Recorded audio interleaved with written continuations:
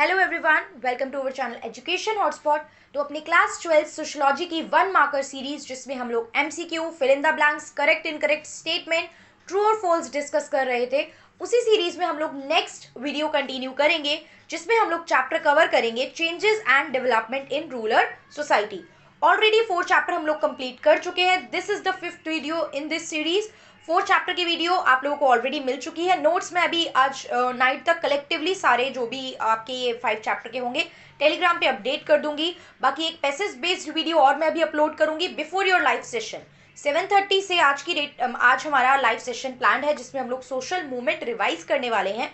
उससे पहले आज हम लोग क्या कर रहे हैं, मैंने कहा था अभी 2-3 दिन का प्रॉब्लम हो गया है, हमारा जो होली वाला दिन रहा और कल थोड़ा सा हेल्थ इश्यूज की वजह से प्रॉब्लम रही, तो आज कंपनसेट कर रहे हैं। तो गाइज रेडी रहिए बैक टू बैक वीडियोस के लिए, अलग अलग टॉपिक्स के लिए जो हम यहाँ पे कवर करने वाले हैं।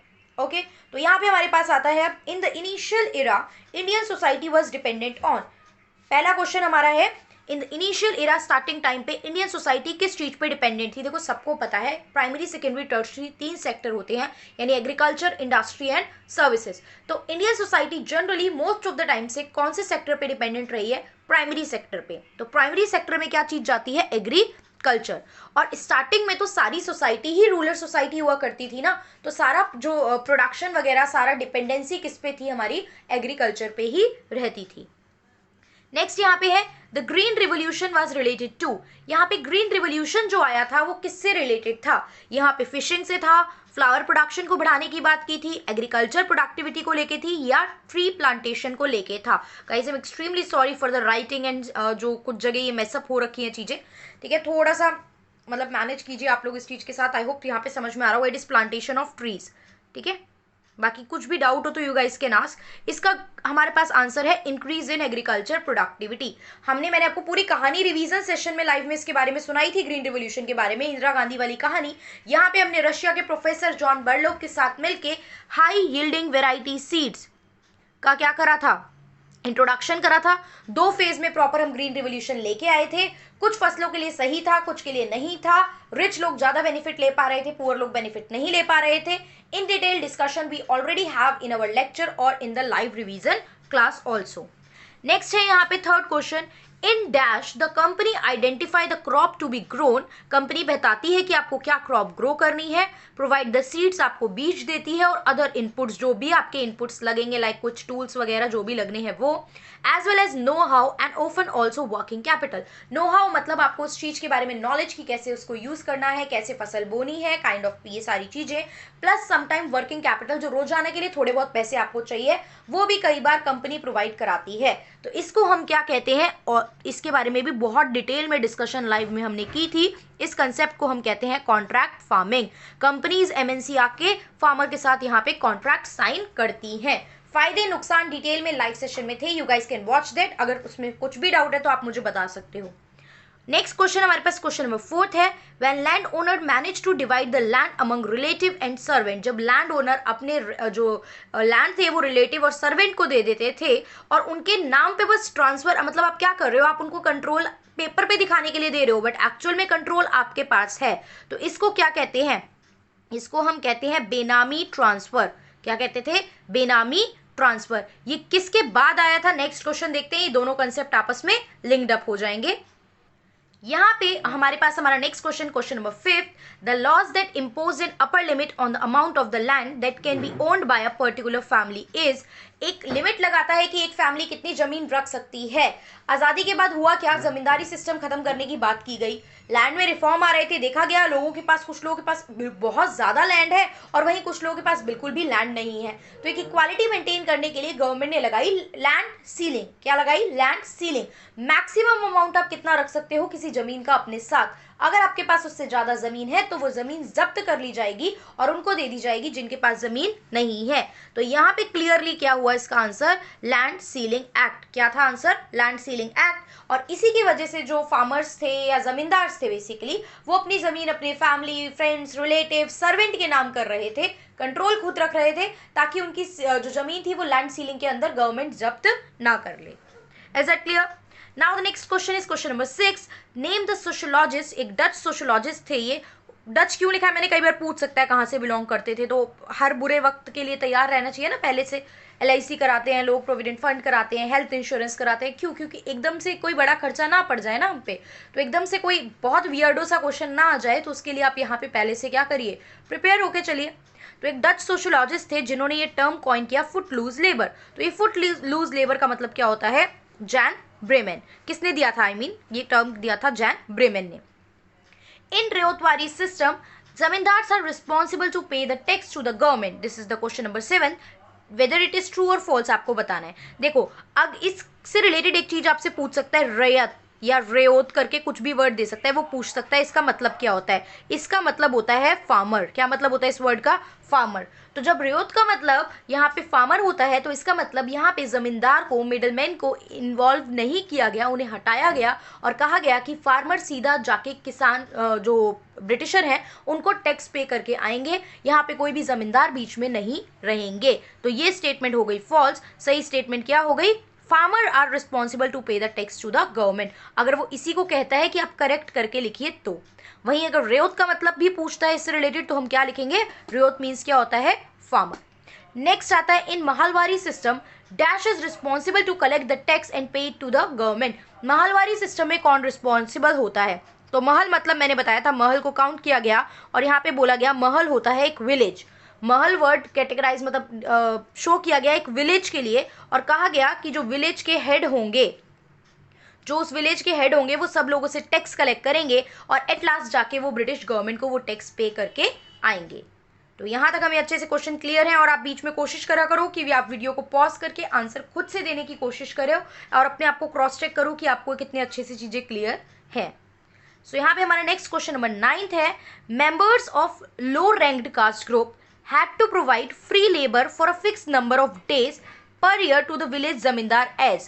लो रैंक्ड के जो कास्ट ग्रुप होते थे, मतलब जो कास्ट हायरार्की में बिल्कुल लो रैंक पे आ रहे हैं, उनको कुछ फिक्स्ड डे के लिए जमींदार को क्या देनी पड़ती थी? अपनी सर्विस देनी पड़ती थी, अपनी लेबर देनी पड़ती थी, वो भी फ्री ऑफ कॉस्ट। जमींदार इन रिटर्न उनको पे नहीं करते थे। इसी को हम कंसेप्ट कहते थे बेगार। क्या कहते थे? बेगार। ठीक है, बेगार मतलब एक होता है बेरोजगार। बेरोजगार मतलब you do not have work, आपके पास काम ही नहीं है। यहाँ पे बेगार मतलब क्या होता है? आप काम कर रहे हो but you are not getting something in return, आपको बदले में कोई पे नहीं मिल रहा है। इसी को बेगार या फिर फ्री लेबर कहते हैं। बेगार का मतलब यही होता है फ्री लेबर। तो व्हेन यहाँ पे फ्री लेबर यूज हुआ तो हमें समझ जाना चाहिए आंसर क्या होगा? बेगार। तो यहाँ पे हमने 9 तक क्वेश्चन डिस्कस कर लिए हैं। Now we will see question number 10। Green revolution introduced, मैं बता चुकी हूँ पहले ही वीडियो में, I will not repeat again. High yielding variety seeds. अब हाई यील्डिंग वेराइटी सीड्स की फुल फॉर्म भी आ सकती है कि what is the full form of HYV। तो H stand for high, Y stand for yielding, V stand for variety. High yielding variety seeds. Now let's come to question number 11। A pattern of seasonal migration. Seasonal migration होना that emerge due to the green revolution, जो कि हमें green revolution के time पे basically मतलब majorly देखने को मिला।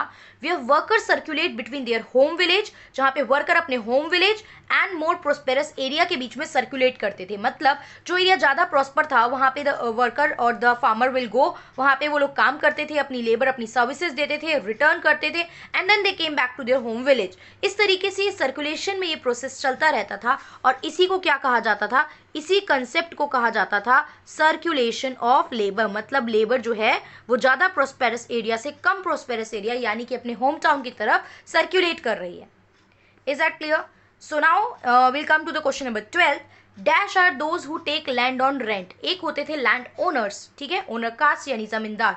एक होते थे जो लोग लैंड रेंट पे लेते हैं और रेंट पे ले रहे हैं, किराएदार हैं, उनको कहते थे हम टेनेंट्स। क्या कहते थे?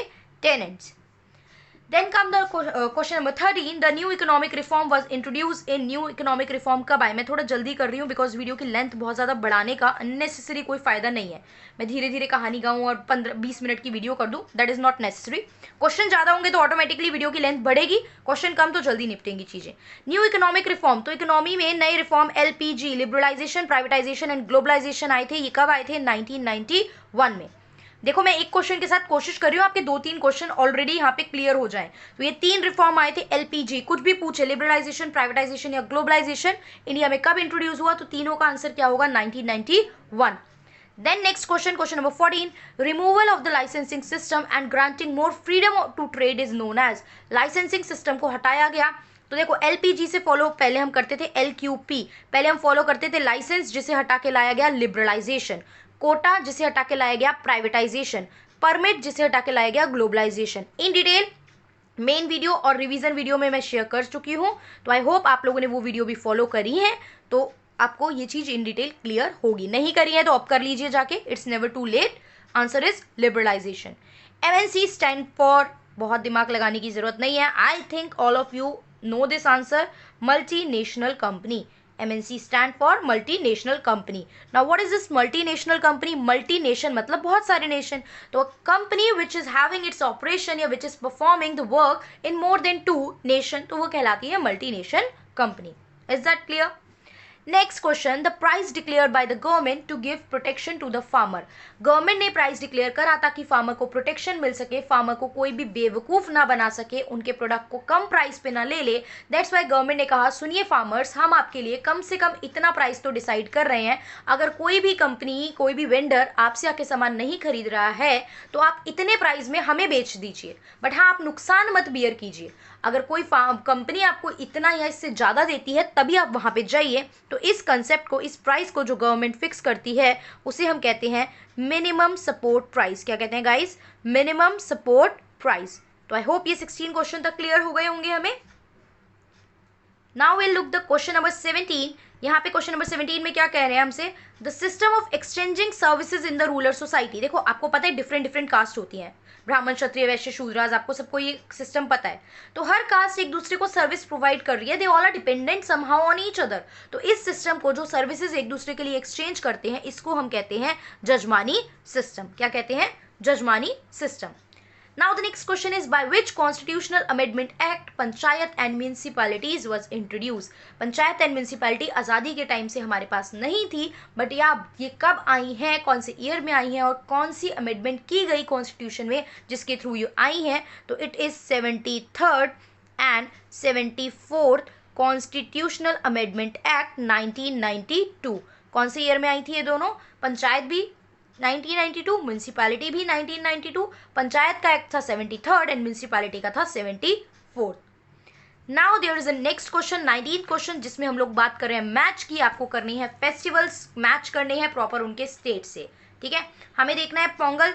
तो पोंगल की बात की जाए, देखो आपको किस सबको बिहू तो असम पता ही होगा, बाकी अभी याद कर लो, ऑप्शन नहीं है कि तुक्का लगा लेंगे एक छोड़ देंगे, टाइम है तो याद करो ना, क्यों तुक्का लगाना है चीज़ों का। बिहू असम का, पोंगल तमिलनाडु का, बैसाखी एवरीवन नोज पंजाब, यहाँ पे Ugadi is a festival Karnataka. ये सब क्या है? ये सब हार्वेस्ट फेस्टिवल होते हैं। क्या होते हैं? Harvest festival. एक फसल से फसल जब बदलती है, नई फसल आने का टाइम होता है, देन जो पीपल होते हैं उस स्टेट के, दे सेलिब्रेट, और उस सेलिब्रेशन में वो हर जगह पे नाम उसका अलग अलग हो जाता है। Is that clear? So now the next question of this chapter is complete the table. यहाँ पे आपको दिया है क्लासेस। रूरल एरिया में क्लासेस की बात की गई है और अर्बन एरिया में क्लासेस की बात की गई है। Now classes, all of you no कि क्लासेस जो था जनरली हम इनकम के बेस पे करते थे, not on the basis of caste. तो यहाँ पे बुक में मेंशन है, इसी तरीके से आप कर लेना, याद हो सकता है टेबल आ जाए, बिकॉज पूछी गई है बहुत से बच्चों के एग्जाम में।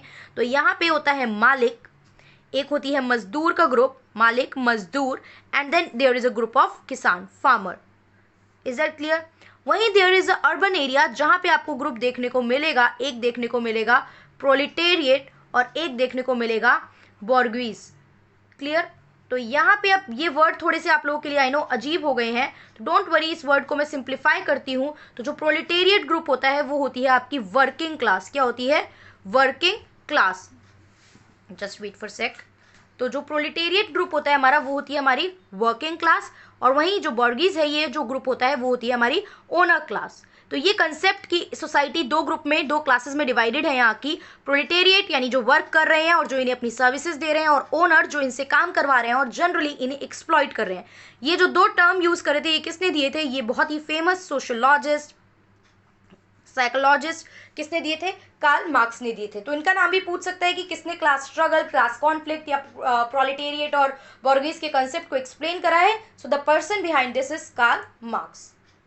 सो आई होप ये 20 क्वेश्चन इस चैप्टर के एमसीक्यू अच्छे से क्लियर हुए होंगे, और साथ साथ आप सारा चीज़ें जो मैं करा रही हूँ फॉलोअप करके चल रहे हैं। बाकी just chapter wise revision MCQ की खत्म करते ही 1 मार्कर की हम लोग आपके सारे जितने भी मेरे पास अभी आप लोगों के प्री बोर्ड आया ना, मैं उसको सम अप करके सारे 1 marker question MCQ question fill in the blanks एक जगह क्लब कर दूंगी। जो भी 20 30 40 50 क्वेश्चन की लिस्ट बनेगी, then in a video we will discuss that. चाहे जितनी भी देर की वीडियो हो, आधा घंटा 1 घंटा, you guys have to bear that video. Okay, so that's all for this video. Thank you for watching. बहुत जल्दी हम लोग देखते हैं एक पैसेज बेस्ड क्वेश्चन या रात तक एक एमसीक्यू की वीडियो और अपलोड करते हैं। So thank you for watching.